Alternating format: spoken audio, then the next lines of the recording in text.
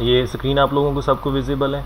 अगर आप लोगों को विजिबल नहीं है, आप लोग इस तरह करें, अपना सेल फ़ोन जो है आप रोटेट कर लें, उसको रोटेट मोड पे लेके जाएंगे तो आपको ये ज़्यादा क्लियर हो जाएगा।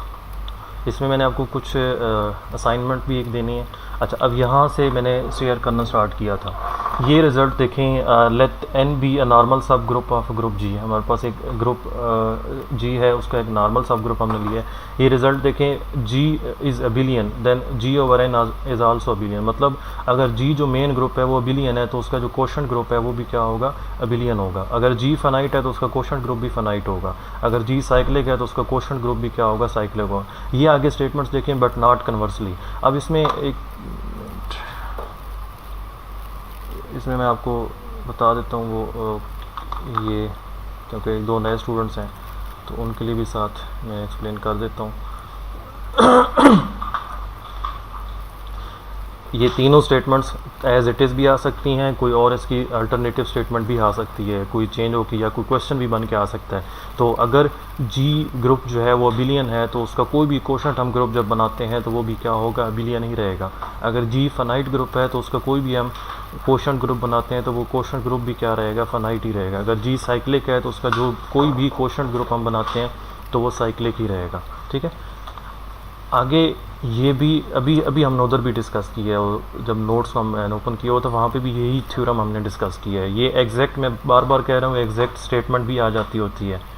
If G over centre of G is cyclic, then आगे ऑप्शन गिवन हो सकते हैं, G is non abelian, G is abelian, G is finite, G is non cyclic. ये वो इस तरह करके स्टेटमेंट्स चेंज होकर आ सकती हैं।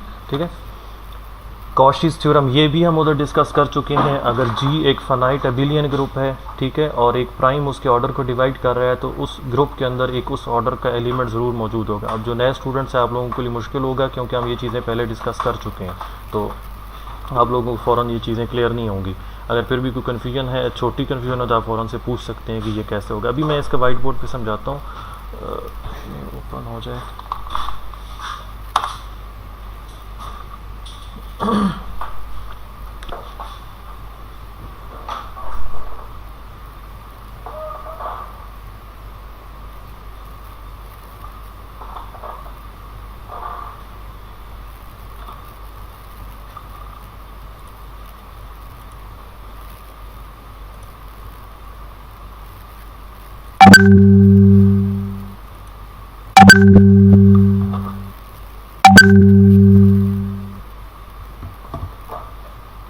जी, कल ही हम ये चीज़ें डिस्कस कर रहे थे कि अगर हमारे पास एक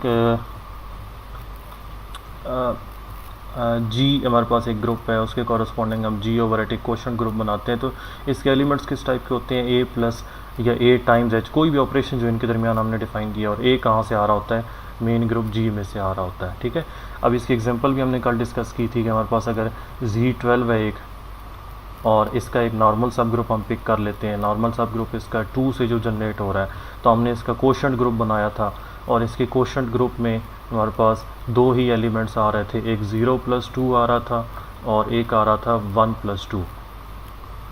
अब देखें, वो ये जो रिज़ल्ट्स 3 हमें अभी डिस्कस किए हैं, जो 3 रिज़ल्ट्स मैंने अभी डिस्कस किए हैं, इसमें देखें ये वाले, इसमें क्या कह रहा है, अगर मेन ग्रुप जो जी है वो अबिलियन है तो कोशेंट ग्रुप भी क्या होगा, अबिलियन होगा। ये यहाँ पे इस चीज़ की बात कर रहा है कि अगर जो ये वाला मेन ग्रुप जी है ये अबिलियन है तो ये जो सेट्स, ये हमारे पास पूरा सेट बनेगा, ये भी क्या होगा, ये भी अबिलियन ही होगा।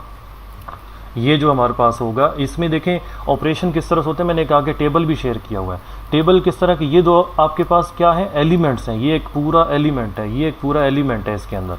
ठीक है, Z/2 के जनरेट जो कर रहे हैं हम, ये पूरा एक एलिमेंट है, ये एक पूरा एलिमेंट है। अब आप सेट थ्योरी में ये चीज़ डिस्कस करते हैं कि सम टाइम एक सिंगल एलिमेंट भी हो सकता है, सम टाइम क्या हो सकता है, एलिमेंट जो है वो इटसेल्फ एक सेट हो सकता है, सेट का जो एलिमेंट है वो इटसेल्फ एक सेट भी हो सकता है। तो ये जो पूरा सेट है, ये इस सेट का क्या है, एक पूरा एलिमेंट है। ठीक है, तो वो यहाँ पे यही कह रहा है कि अगर जो जी है, जी ये अगर साइक्लिक है तो जी ओवर एच भी क्या होगा, साइक्लिक होगा। तो जो जी का जनरेटर होगा, फर्ज करो हमारे पास जी, हमारे पास एक ग्रुप है जो कि ए से जनरेट हो रहा है। ठीक है, तो जी ओवर एच जो है वो हमारे पास किस से जनरेट हो रहा होगा, वो A+H से जनरेट हो रहा होगा। इसी तरह अगर जी हमारे पास अबिलियन है तो जी ओवर एच जो क्वोशंट ग्रुप हमारे पास बनेगा ये भी अबिलियन होगा। अब इनमें कन्वर्स ट्रू नहीं है, वो वहाँ पे स्टेटमेंट के अंदर गिवन है कि इनमें कन्वर्स ट्रू नहीं है। कन्वर्स करो हमें गिवन है कि जी ओवर एच अबिलियन है, तो ज़रूरी नहीं है कि जी भी अबिलियन होगा, ज़रूरी नहीं है इस केस में। ठीक है, एक और इसमें हाँ ठीक है, एक और रिजल्ट भी है कि देखें ना, अगर हमारे पास जी जो है वो फनाइट है तो वो क्या कह रहा है कि जी ओवर एच भी क्या होगा, फनाइट ही होगा। जी ओवर एच क्यों फनाइट होगा, आप देखें जी ओवर एच में जो ये वाले एलिमेंट्स होते हैं, ये ज़ीरो और ये जो वन, ये कहाँ से आ रहे होते हैं, ये इस मेन ग्रुप में से आ रहे होते हैं, इस ग्रुप में से आ रहे होते हैं। ठीक है, अगर ये ग्रुप ही फनाइट है तो ये जो को सेट्स का सेट बनेगा ये भी क्या रहेगा, फनाइट ही रहेगा। ठीक हो गया। ये वॉइस किसने ऑन की हुई है? अच्छा ठीक है, यहाँ तक आपको चीज़ क्लियर है। अब देखें ये तीन रिजल्ट्स हो गए, ये जी ओवर सेंटर ऑफ जी मैंने आपको बता दिए है। जी ओवर सेंटर ऑफ जी आप उसके अंदर क्वोशंट ग्रुप के अंदर सेंटर भी डिनोमिनेटर में ले सकते हैं, जो उसका जिसके साथ आप क्वोशंट ले रहे हैं। अगर वो साइक्लिक हो जाए तो फिर क्या हो जाता है, जी एबिलियन हो जाता है। जस्ट एक ही ये रिज़ल्ट है हमारे पास, क्या है कि हमारे पास अगर कोई भी एक जी ग्रुप है हमारे पास और उसका एक नॉर्मल सब ग्रुप आपको पता होता है, जो सेंटर है उसका नॉर्मल सब ग्रुप होता है, तो नॉर्मल सब ग्रुप के साथ अब हम इसका क्वोशंट ले लेते हैं। अगर ये जो क्वोशंट है, अगर इफ़ ये साइक्लिक हो जाए, ठीक है, तो देन जी जो मेन ग्रुप है वो क्या हो जाता है, वो अबिलियन हो जाता है। जो मेन ग्रुप आपके पास है वो यहाँ पे क्या हो जाता है, अबिलियन हो जाता है। कन्वर्स में सिर्फ एक यही स्टेटमेंट है। देखें ऊपर वाले क्वेश्चन में पहले जी है और देन हम इसके बारे में बात कर रहे हैं। ठीक है, यहाँ पे भी पहले ये है देन हम इसके बारे में बात कर रहे हैं, इफ़ देन, यहाँ पे भी इफ़ देन। बट यहाँ पे जो अभी हमने रिजल्ट किया है इसमें क्या हो रहा है, कन्वर्स हो रहा है। इसमें अगर जो नॉर्मल सब ग्रुप है हमारे पास सेंटर है और उसके साथ हम क्वोशंट ले रहे हैं और वो साइक्लिक बन जाता है, देन जी जो है वो उसके बारे में हम एक बात कह सकते हैं कि वो अबिलियन होगा। ठीक है, ये स्टेटमेंट्स एज इट इज़ भी आ जाती हैं एमसीक्यूज़ में। Cauchy theorem for finite abelian groups कल हमने इसको डिस्कस कर लिया है। लैग्रांज थ्योरम का ये कन्वर्स है। ठीक है, ये कैसे कन्वर्स है कि अगर हमारे पास कल ये चीज़ हम डिस्कस करते रहे हैं इसके, अगर हमारे पास एक ग्रुप है जिसका फाइनाइट ऑर्डर है, कोई भी फाइनाइट ऑर्डर है, फर्ज करो 100 है उसका, फाइनाइट में कुछ भी उसका ऑर्डर हो सकता है। अगर वो अबिलियन ग्रुप है तो जो प्राइम उसको डिवाइड, उसके ऑर्डर को डिवाइड कर रहा है, फर्ज करो कोई भी, अब देखें 100 को कौन सा प्राइम डिवाइड कर रहा है, 2 डिवाइड कर रहा है 100 को, 5 डिवाइड कर रहा है। तो अब अगर हमें पता हो कि जी जो है वो अबिलियन है तो 2 ऑर्डर का इसका सब ग्रुप होगा और 5 ऑर्डर का इसका सब ग्रुप होगा। जितने इसके प्राइम इसको डिवाइड कर रहे हैं उस प्राइम के कॉरस्पॉन्डिंग उस ऑर्डर का एक सब ग्रुप इसका ज़रूर मौजूद होगा। ठीक है, अब ज़रा ये देखें, अब एक एमसीक्यू मैं यहाँ पे दे देता हूँ। यहाँ पे एमसीक्यू ये है कि if G is abelian group of order 30, then G has a subgroup of order, यहाँ पे ऑप्शंस में आपके पास है, मैं ऑप्शंस रैंडमली लिख रहा हूँ। एक ऑप्शन 2 है आपके पास, एक ऑप्शन जो है वो यहाँ पे 6 है, उसके बाद एक ऑप्शन आपके पास है 7, एक ऑप्शन है 11। जी बताएं कौन सा ऑप्शन इनमें से करेक्ट है? 2। जो प्राइम इस नंबर को डिवाइड कर रहा है वो प्राइम आपने देखना है। देखें 6 प्राइम नहीं है, हम 7 11 प्राइम्स हैं, बट 7 और 11 दोनों 30 को डिवाइड नहीं कर रहे हैं। इसका मतलब उन ऑर्डर का कोई सब ग्रुप इसका नहीं हो सकता। 2 उस 30 को डिवाइड कर रहा है, सो 2 के कॉरस्पॉन्डिंग इसका एक सब ग्रुप होगा। अगर मैं ऑप्शन को चेंज कर देता हूँ, ऑप्शन चेंज करके यहाँ पे 3 लिख देता हूँ, तो 3 ऑप्शन टिक होगा। अगर 2 ना हो यहाँ पे 3 यहाँ पे लिख दूँ, 3 ना हो, अगर 5 लिख दूँ तो 5 टिक होगा, क्योंकि 5 भी इस 30 को डिवाइड कर रहा है। ठीक है, अगर हमें गिवन हो कि एक अबिलियन ग्रुप है जिसका ऑर्डर 30 है, अब 30 ऑब्वियसली फाइनाइट है, ठीक है, तो उसके जो सब ग्रुप का ऑर्डर क्या होगा, वो इन में से ये होगा। बेसिकली आप क्या करते हैं, आप 30 की फैक्टराइजेशन देख लें। 30 की फैक्टराइजेशन है 2 मल्टीप्लाइड बाई 3 मल्टीप्लाइड बाई 5, तो ये 3 प्राइम्स इसके ऑर्डर को डिवाइड कर रहे हैं, फैक्टर्स हैं तो डिवाइड कर रहे हैं। ठीक है, तो इस वजह से ये इस ऑर्डर का सब ग्रुप ज़रूर मौजूद होगा। यही आपकी वो स्टेटमेंट है यहाँ पे। कि उस जितने उसके डिवाइजर्स होते हैं उनके कॉरस्पॉन्ड प्राइम डिवाइजर की बात कर रहा है, ठीक है।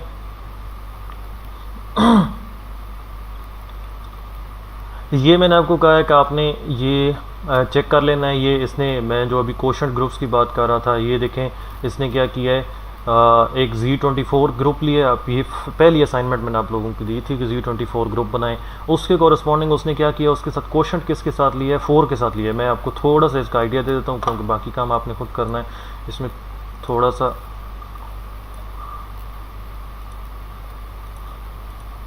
देखें Z24 फर्स्ट असाइनमेंट में आप लोगों ने ये डिस्कस किया था 0 till 23। अब इसका जो सब ग्रुप जो 4Z24 होगा वो कैसे होगा, 4Z24 होगा आपका मींस बेसिकली जो 4 से जनरेट हो रहा है। 4 से जनरेट होने वाला कौन सा है, 4, 8, 12, 16, 20 और फिर क्या आ जाएगा, 0 आ जाएगा, ठीक है। ये इसका सब ग्रुप है Z24 का। ये Z24 का नॉर्मल सब ग्रुप है। नॉर्मल क्यों है, क्योंकि Z24 खुद क्या है, अबिलियन है। अबिलियन होने की वजह से उसके जितने भी सब ग्रुप्स बनेंगे वो नॉर्मल बनेंगे। अब इसके साथ वो क्वोशंट ले रहा है Z24 डिवाइडेड बाई मैं इसको शॉर्ट करके लिख रहा हूँ 4 से जो जनरेट होगा। ये अब आपने इसके बनाने हैं कि इसके साथ कौन से, एक तो 0 आप ऐड करेंगे 4 के साथ, फिर आप 1 ऐड करेंगे, फिर आप 2 ऐड करेंगे। मैं इसका आपको पहले बता देता हूँ सॉरी, इसमें आप पहले आपको बता देता हूँ कि इसमें आपके पास टोटल 4 एलिमेंट्स आएंगे। इसमें आपके पास 4 एलिमेंट्स आएंगे, ठीक है। अभी मैंने उधर से वैसे नहीं देखा, 4 एलिमेंट्स आपके पास, ये 0, 1 + h, 2 + h, 3 + h। ये टेबल आपको उसने बता दिया है कि ये कैसे आपस में ऑपरेट हो सकते हैं, टोटल इसके एलिमेंट्स कौन कौन से आते हैं, ठीक है। ये एग्जांपल आप लोगों ने एक बार अपने हाथ से करनी है, बेशक देख के कर लें लेकिन अपने हाथ से करनी है, ठीक है। अब देखें ना, ये एक रिज़ल्ट ये भी है कि ये किसके आइसोमॉर्फ, अब ये अभी रिज़ल्ट यहाँ पे आपको बता देता हूँ कि आप Z24 या मैं आपको जनरलाइज कर दूँ, ZN/N इज़ आइसोमॉर्फिक, नहीं सॉरी इसमें नहीं होता वो रिज़ल्ट, इसने यही यूज़ किया है, अच्छा इसने दूसरा यूज़ किया है।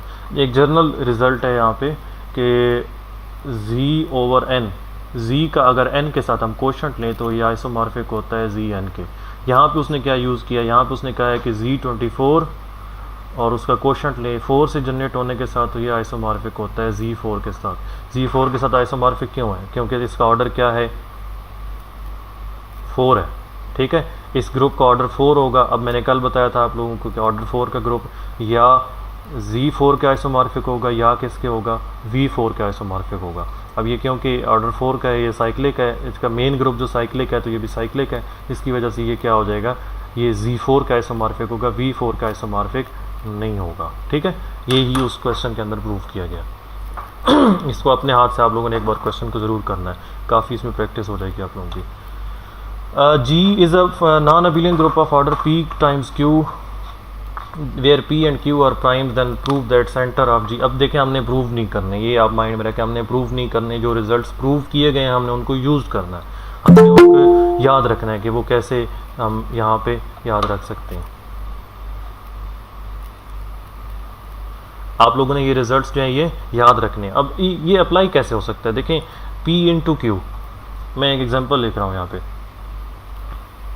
एक ग्रुप है, अबिलियन है, नॉन अबिलियन है, मैं उससे देखें इस ग्रुप का ऑर्डर जो है वो 35 है।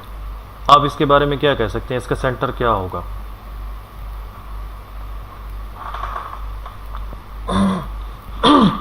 जी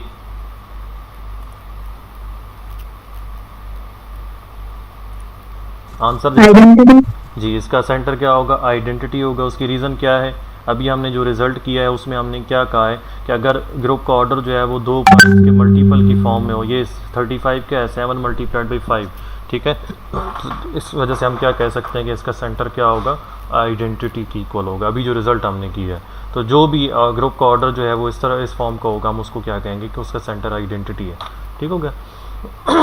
अभी कम्यूटेटर पे मैं आता हूँ, इसकी डेफिनेशन आपको बता देता हूँ। और इसमें ऑटोमॉर्फिज्म पहले बताता हूँ, फिर कम्यूटेटर पे आ जाता हूँ। ऑटोमॉर्फिज्म कल हमने आइसोमॉर्फिज्म डिस्कस की थी। ऑटोमॉर्फिज्म क्या होती है? फाई जो मैप जी से जी तक हो and phi is isomorphism, then phi को हम क्या कहते हैं? फाई क्या है हमारे पास? Phi is automorphism. जो सेम ग्रुप से सेम ग्रुप तक हमारे पास आइसोमॉर्फिज्म होती है उसको हम ऑटोमॉर्फिज्म कहते हैं। मतलब जी से जी तक, जी से जी तक जो आइसोमॉर्फिज्म मैपिंग होगी उसको हम ऑटोमॉर्फिज्म कहेंगे। ठीक है, अब देखें कि दो किस्म की ऑटोमॉर्फिज्म होती हैं। एक को हम इनर ऑटोमॉर्फिज्म कहते हैं, इनर ऑटोमॉर्फिज्म, और दूसरी है आउटर। इनर ऑटोमॉर्फिज्म कैसे डिफाइन करते हैं? फाई ए सबस्क्रिप्ट में हम ए एक लिख देते हैं। ये कैसे डिफाइन करते हैं? फाई ए डिफाइन किया जाता है। फाई ए जो है वो जी के एलिमेंट्स पे किस तरह अप्लाई होगा? ए एक्स ए इनवर्स, और एक्स कहाँ से आ रहा होगा? जी से आ रहा होगा। ए को हमने क्या कर दिया है? For fixed a belonging to G. हमने जी का के कोई एलिमेंट एक फिक्स किया, उसके कॉरस्पॉन्डिंग ये मैपिंग डिफाइन की है। ये क्या मैपिंग है? ये मैपिंग ऑटोमॉर्फिज्म है, और इसका स्पेसिफिक नाम क्या है? इसका स्पेसिफिक नाम होता है inner automorphism of that group. उस ग्रुप की ये क्या होती है? इनर ऑटोमॉर्फिज्म होती है। इसके अलावा जो ये इस टाइप की डिफाइन ना हो, किसी और टाइप से डिफाइन हो, तो उसको हम क्या कहते हैं? आउटर ऑटोमॉर्फिज्म कहते हैं। ठीक है, इनर और आउटर ऑटोमॉर्फिज्म जो है दोनों मिलकर एक ग्रुप फॉर्म करते हैं। किसी भी ग्रुप के अंदर टोटल जो आइसोमॉर्फिज्म आप डिफाइन कर सकते हैं, उस वो जो पूरा एक सेट बनता है मैपिंग्स का, उसको आप ऑटोमॉर्फिज्म ग्रुप कहते हैं। ऑटोमॉर्फिज्म ग्रुप किसके इक्वल होता है? Auto of G is equal to phi such that phi from G to G is auto. वो तमाम मैपिंग्स जी से जी तक जो कि ऑटोमॉर्फिज्म हो, उनका जो सेट होता है उसको हम क्या कहते हैं? ऑटोमॉर्फिज्म ग्रुप कहते हैं। और ये कंपोजिशन ऑफ मैपिंग के अंडर जो है ये क्या फॉर्म करता है? ये ग्रुप फॉर्म करता है। ठीक है, एक under composition of mappings operation जो है कंपोजिशन ऑफ। इसी तरह जो इनर ऑटोमॉर्फिज्म है, इनर ऑटोमॉर्फिज्म जितनी होती हैं वो अगेन वो किस टाइप से डिफाइन होती हैं? वो इनमें से ही कुछ होती हैं, इनमें से ही कुछ होती हैं। वो फाई ए टाइप की होती हैं, और फाई ए क्या होती है? जी से जी तक हमारे पास एक ऑटोमॉर्फिज्म होती है। ये भी आपके पास क्या फॉर्म करती हैं? ये भी एक ग्रुप फॉर्म करती हैं। इसकी एग्जांपल्स आप कैसे जो है वो ले सकते हैं? एग्जांपल्स हम इतनी डिटेल्स में जाना नहीं चाहते क्योंकि हम इस टॉपिक को एंड करना चाह रहे हैं। मैं इसके एक दो रिजल्ट्स बस आपको बता देता हूँ। ऑटोमॉर्फिज्म ऑफ जी एन जो है हमारे पास आइसोमॉर्फिक होता है यूनिट्स ऑफ एन की इक्वल। फ़र्ज़ करो आप चेक करना चाह रहे हैं कि Z14 की ऑटोमॉर्फिज्म कितनी होंगी, Z14 की ऑटोमॉर्फिज्म कितनी होंगी। यही क्वेश्चन आता है, वहाँ पे ये नहीं पूछा जाता कि ऑटोमॉर्फिज्म बताएं कौन कौन सी है, वो पूछता है कितनी है। तो ये एग्जैक्टली उतनी ही होती हैं जितना यूनिट्स ऑफ 14 के एलिमेंट्स होते हैं। अब बताएं मुझे यूनिट्स ऑफ 14 के एलिमेंट्स कितने होंगे? आप जो पुराने स्टूडेंट्स हैं, अफसा, अक्सा, साजदा, बुशरा, रोहीन, यूनिट्स ऑफ 14 के कितने एलिमेंट्स होंगे? जस्ट एलिमेंट्स बता दें। 1 जी, आगे 3 3 5 7 7 आएगा, 7 आएगा, नहीं 9 आएगा, 11 और 13 यही आएंगे। अब ये कितने एलिमेंट्स हैं? 9 11 5 13 कितने एलिमेंट्स हैं? ये 6 हैं। तो Z14 की टोटल कितनी ऑटोमॉर्फिज्म होंगी? 6 होंगी। ठीक है, Z14 की टोटल ऑटोमॉर्फिज्म कितनी हो जाएंगी? 6 हो जाएंगी। आप Zn की ऑटोमॉर्फिज्म इस तरह से चेक कर सकते हैं। कोई भी आपको गिवन है, आप उसके कॉरस्पॉन्डिंग उसकी ऑटोमॉर्फिज्म चेक कर सकते हैं। मैं आपको कहा था कि आपने यहाँ पे कुछ असाइनमेंट्स मैं आपको दूंगा। ये देखें, अब यहाँ पे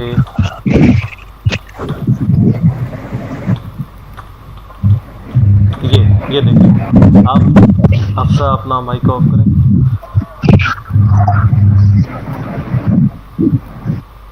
अच्छा, ये देखें, इस क्वेश्चन की मैं बात कर रहा हूँ। अब देखें Z4 की ऑटोमॉर्फिज्म कितनी होंगी? वर्बली बताना है अब आप लोगों ने। अब ये चीज़ें काफ़ी डिस्कस कर चुके हैं। यूनिट्स ऑफ 4 कितने होंगे? Z4 के अंदर कितने यूनिट एलिमेंट्स होंगे? 2 एलिमेंट्स होंगे। कौन कौन से होंगे? 1 and 3। ठीक है, तो दो एलिमेंट्स हैं, तो Z4 की ऑटोमॉर्फिज्म कितनी होंगी? 2 होंगी। Z6 की कितनी ऑटोमॉर्फिज्म होंगी? 3 1 3 हो जाएंगी। 1 नहीं 1 सर 2 होंगी जी। और Z14 तो भी डिस्कस किया। Z7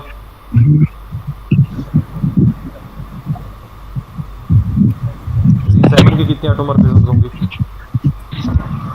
7 देखिए इसके सारे एलिमेंट्स इसके साथ रिलेटिवली सेम होंगे। 6 होंगे। हाँ जी, 6 होंगे सर। जी जी, ठीक हो गया, ठीक हो गया। अब देखें इनर ऑटोमॉर्फिज्म के हवाले से 2-3 रिजल्ट्स जो हैं वो मैं आपको बता देता हूँ।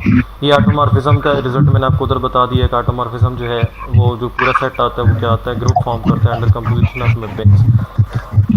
Automorphism of Z। अब ये देखें इन्फिनिट जब साइक्लिक ग्रुप होता है आपके पास, इन्फिनिट जो साइक्लिक ग्रुप होता है आपके पास, उसमें क्या होता है? जैसे Z है, ऑटोमॉर्फिज्म ऑफ Z जो है वो इसकी 2 ही आती हैं। एक आइडेंटिटी मैपिंग आती है जो 1 से आती है, हफ्ज़ा अपना माइक ऑफ करें, एक -1 से जनरेट होती है। ऑटोमॉर्फिज्म ऑफ Z जो है वो टोटल 2 है। कोई भी इनफाइनाइट साइक्लिक ग्रुप है, आगे रिज़ल्ट अभी आना है, अगर जो ग्रुप है वो इनफाइनाइट साइक्लिक है, इनफाइनाइट साइक्लिक, तो उसकी टोटल 2 ऑटोमॉर्फिज्म्स होंगी। रिज़ल्ट आगे गिवन है। अगर हमारे पास जो ग्रुप है वो इनफाइनाइट साइक्लिक है तो उसकी टोटल 2 ऑटोमॉर्फिज्म्स होंगी। अगर ग्रुप जो है वो फाइनाइट है, फाइनाइट साइक्लिक ग्रुप है, ऑब्वियसली फिर उसका कोई ना कोई ऑर्डर होगा। हम उसका ऑर्डर सपोज कर लेते हैं ऑफ ऑर्डर n, तो उसकी टोटल ऑटोमॉर्फिज्म जो होंगी वो होंगी यूनिट्स ऑफ n के आइसोमॉर्फिक। फ़र्ज़ करो आपको कहा जाता है एक ग्रुप है G जो कि साइक्लिक है और उस G एक ग्रुप साइक्लिक है और उसका ऑर्डर आपको गिवन है, फ़र्ज़ करें 70, और आपको कहा जाता है कि ऑटोमॉर्फिज्म ऑफ G क्या होंगी, कितनी होंगी। ठीक है, तो आप क्या करेंगे? आप चेक करेंगे कि Z70 की रिलेटिवली प्राइम नंबर्स कितने हैं। ठीक है, ये आप फिर सिंपल कैलकुलेशन है, बच्चों वाला काम है, आप ये खुद कर सकते हैं। 70 की रिलेटिवली प्राइम जो नंबर्स होंगे वो टोटल जितने आएंगे वो क्या होगी? इसकी टोटल ऑटोमॉर्फिज्म्स आ जाएंगी। ठीक है, आगे यही रिज़ल्ट अभी हमने देखना है। ये अभी मैंने आपको 13.3 ये भी आपको मैंने बता दिया है। आगे देखें, G is infinite cyclic group, then automorphism of G is isomorphic to a cyclic group of order 2। मतलब क्या है कि उसकी टोटल ऑटोमॉर्फिज्म कितनी होंगी? 2 होंगी। अगर वो 2 ऑर्डर के ग्रुप के आइसोमॉर्फिक है उसको टोटल 2 ही ऑटोमॉर्फिज्म होंगी। If G is finite cyclic group of order n, then automorphism of G is isomorphic to units of n। ठीक है, ये ज़रूर याद रखें। ये आपको बस यही याद रखना है कि D8 की इनर ऑटोमॉर्फिज्म्स कितनी आती हैं कि 4 आती हैं, बस इतना ही याद रख लें। D8 की D4 या D8 दोनों इसके नाम बोले जाते हैं। ये कैसे आती हैं ये आपको थ्योरी बुक में मिल जाएगी, यहाँ पे डिस्कस करने का टाइम नहीं है हमारे पास। इसको बस याद कर लें कि D4 या D8 दोनों नाम इसके हैं। इसकी इनर ऑटोमॉर्फिज्म्स कितनी हैं? 4 है। 5 5 5 आगे डिफरेंट नेम उनके दिए गए हैं। ठीक है, इनर ऑटोमॉर्फिज्म ऑफ G जो है वो नॉर्मल सब ग्रुप होता है ऑटोमॉर्फिज्म का। ठीक है, G ओवर सेंटर का जो क्वोशंट होता है वो आइसोमॉर्फिक होता है। इन ये रिजल्ट्स याद रखने आप लोगों ने, इनका इतना यूज़ नहीं है, बट ये एज इट इज़ भी आ जाते हैं MCQs के अंदर। मैंने इसलिए आप लोगों को सेंड किए, इनको एक जगह पे नोट करती जाए। G is non abelian then show that automorphism of G can not be cyclic. ये एज इट इज़ MCQ आ सकता है। प्रॉब्लम हमने सॉल्व नहीं करनी वहाँ पे, ये अगेन माइंड में रखें, हमने वहाँ पे इनको यूज़ करना है। वहाँ पे एज इट इज़ स्टेटमेंट भी आ जाती है। ठीक है, हो सकता है कि आपको कहा जाए S3 नॉन अबिलियन है। ठीक है, तो उसका ऑटोमॉर्फिज्म साइक्लिक होगी या नॉन साइक्लिक होगी? S3 आपको पता है नॉन अबिलियन है, तो उसकी जो ऑटोमॉर्फिज्म होगी वो क्या होगी? नॉन साइक्लिक होगी। ठीक है जी। उसके बाद ये अभी आपको असाइनमेंट दे दिए। Order of inner of Q8 is 4।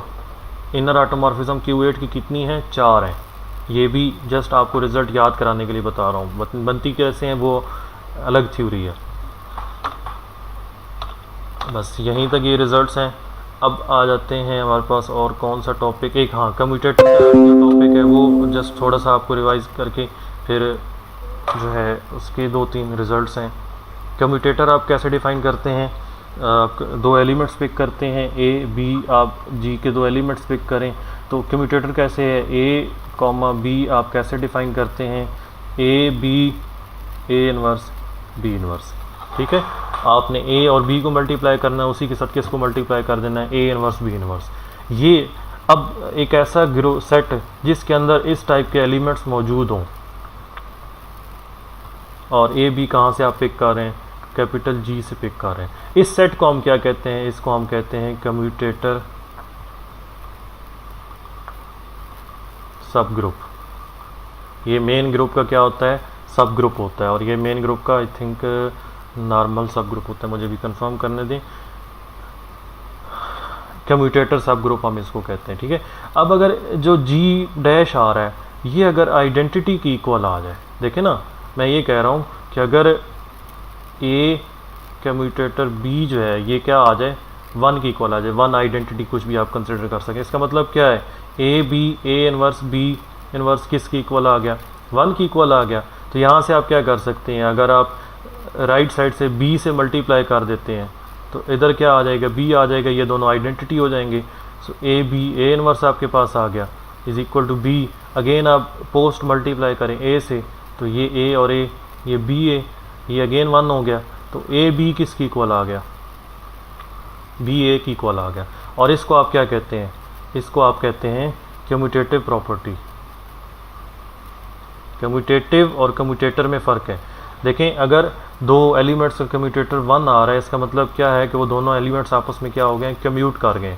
अगर तमाम एलिमेंट्स का कम्यूटेटर 1 आ रहा है जिसका मतलब जो ग्रुप है मेन वो क्या कर गया, कम्यूट कर गया। तो ये रिज़ल्ट है कि अगर जी का जो कम्यूटेटर सब ग्रुप है वो अगर आइडेंटिटी आ जाता है देन जो जी ग्रुप है वो अबिलियन हो जाता है। ये रिज़ल्ट अभी मैंने आपको इधर एग्जांपल में समझा दिया है। जी डैश डी, इसको डैश से हमेशा डिनोट किया जाता है कम्यूटेटर सब ग्रुप को। अगर ये आइडेंटिटी आ जाए देन जी क्या हो जाता है, अबिलियन ग्रुप हो जाता है। ठीक है, अब ये 2-3 रिजल्ट्स आप देख लें बस, ये इधर व्हाट्सएप पे मैंने जो आपको शेयर किए थे। जी जी, ये जो पीछे और एक और एमसीक्यू आपने शेयर किया था वो क्या था, कौन सा, वही जो तूने एमसीक्यू शेयर करा था, एक मिनट, जी और centre G that's morphic to inner automorphism of G. मैं वो व्हाट्सएप पे जो पिक्चर शेयर कर रहा था। हाँ, अच्छा वो एक फिट मिनट, था। एक मिनट, हाँ,